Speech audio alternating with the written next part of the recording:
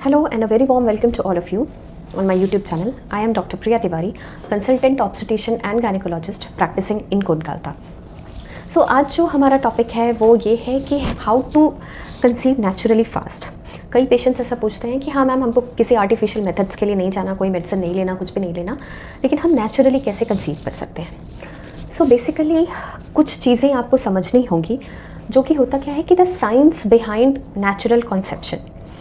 इसमें होता क्या है कि जो हमारा नेचुरल पीरियड का जो साइकिल है वो है 28 डेज़ का साइकिल होता है जो नॉर्मली होता है. वैसे 21 to 35 डेज़ हम बोलते हैं कि ये साइकिल का जो एवरेज ड्यूरेशन है वो नॉर्मल मानते हैं. तो किसी भी नेक्स्ट साइकिल से 14 डेज़ पहले हमारा ओव्यूलेशन पीरियड होता है. ओव्यूलेशन मतलब उस दिन हमारा एग रिलीज़ होता है. जिस दिन एग रिलीज़ होता है उसके विद इन 4 डेज़ बिफोर और 4 डेज़ आफ्टर का जो पीरियड होता है उसको हम फर्टाइल पीरियड कहते हैं. से आपका मेंसेस फर्स्ट डे ऑफ किसी मंथ आया, से 1 दिसंबर, और उस अगर 1 दिसंबर को आपका मेंसेस आता है और अगर आपका मेंसेस का साइकिल ऑलमोस्ट 28 डेज़ का है तो 14th डे के आसपास आपका ओव्यूलेशन होना चाहिए, मतलब एग रिलीज़ होना चाहिए. और उससे 4 डेज़ बिफोर और 4 डेज़ आफ्टर जो टाइम पीरियड होता है वो टाइम आपका फर्टाइल पीरियड माना जाता है. और उस टाइम अगर सेक्सुअल कांटेक्ट रहे तो चांसेस ऑफ कंसेप्शन सबसे ज़्यादा होता है. ये तो रहा कि नेचुरल हमारे साइकिल का साइंस आपको समझना है, क्योंकि वैसे भी हमारी जो लाइफस्टाइल है, हमारे जो स्ट्रेसफुल सिचुएशंस हैं, उन सब में क्या होता है कि प्रॉपरली ये टाइम. जो नेक्स्ट इम्पॉर्टेंट पॉइंट है वो ये है कि हमारा लाइफस्टाइल हमको बैलेंस डाइट भी रखना है अपने डेली रूटीन में. Balance diet in the form of low carbohydrate, low fats, more protein, more vitamins, antioxidants, like that.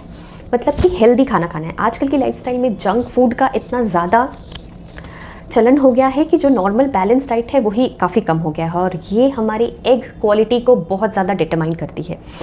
क्या होता है कि स्ट्रेसफुल लाइफ में हम लोग क्या करते हैं, बाहर से कभी ऑर्डर कर लिया, हर दिन बाहर से ही खा रहे हैं, है ना, या ऑयली चीज़ ही घर में बना रहे हैं. तो ये सारी चीज़ें आपको अवॉइड करनी पड़ेंगी. एक हेल्दी बैलेंस्ड लाइफस्टाइल लीड करना पड़ेगा जिसमें कि बैलेंस डाइट रहेगा, हल्के फुल्के रेगुलर एक्सरसाइजेज रहेंगे, लाइक जो भी आपको सही लगे. मेडिटेशन आप कर सकते हैं, आप योगा कर सकते हैं. अगर आप ओवरवेट हैं या अंडरवेट हैं तो कुछ अच्छे खासे एक्सरसाइजेस कर सकते हैं, वॉक कर सकते हैं 30 मिनट्स टू 45 मिनट्स डेली. तो ये सारे रूटीन आपको डेफिनेटली फॉलो करने पड़ेंगे. जो थर्ड इंपॉर्टेंट पॉइंट आता है वो ये आता है कि एज जो फैक्टर है वो इन केस ऑफ मेल्स और फीमेल्स दोनों के लिए age factor is very important to determine the fertility. आजकल जो लाइफस्टाइल है हमारी, लेट मैरिजेस, लेट कंसीव करने का जो ट्रेंड चला आया है उसमें फर्टिलिटी रेट बहुत डिक्रीज़ हुए हैं, और इसलिए आपने समझा भी होगा कि इनफर्टिलिटी का जो रेट है वो काफ़ी बढ़ा हुआ है. और इसका रीज़न यही है कि जो लेट मैरिजेस, अक्सर पहले क्या होता था, जैसा आप जानते हैं कि 20 ईयर्स या 25 ईयर्स में लोग कंसीव कर लेते थे, और इसलिए ऐसे कोई इनफर्टिलिटी इश्यूज़ पहले हुआ नहीं करते थे. लेकिन अब क्या है, जितना आप 35 एज के बियॉन्ड स्पेशली फीमेल्स जाएंगी उनकी एग क्वालिटी डिप्रूव होने लगती है, डिक्रीज़ होने लगती है, और उससे क्या होता है कि चांसेस ऑफ मिसकैरेज या चांसेस ऑफ इनफर्टिलिटी ये सब चीज़ें बढ़ने लगती हैं. Also in case of male also कि जैसे जैसे एज बढ़ता है वैसे वैसे स्पर्म की क्वालिटी डिक्रीज़ होने लगती है. इसलिए एक एज तो 25 to 35 का जो एज है वो बेस्ट है आपको कंसीव होने के लिए. तो इसलिए बेटर है एज अर्ली एज पॉसिबल.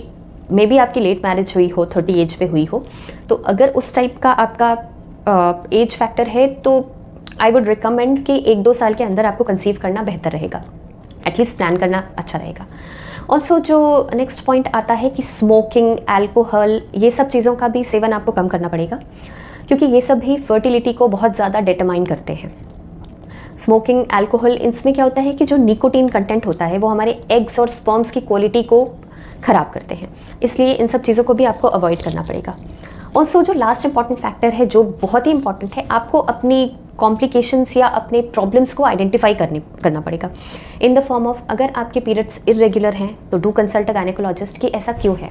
आपको कोई सिस्ट तो नहीं है, या अदर कोई थायराइड या प्रोलैक्टिन का इरेगुलरिटी तो नहीं है, या आपको डायबिटीज़ तो नहीं है, या अदर जैसे पॉइंट्स होते हैं जैसे आपकी कोई पेल्विक सर्जरी तो नहीं हुई है, या आपके हस्बैंड की कोई पेल्विक सर्जरीज़ या कोई ऐसा ऑक्यूपेशन जिसमें रेडिएशन इन्वॉल्व है, ऐसा कुछ तो नहीं है।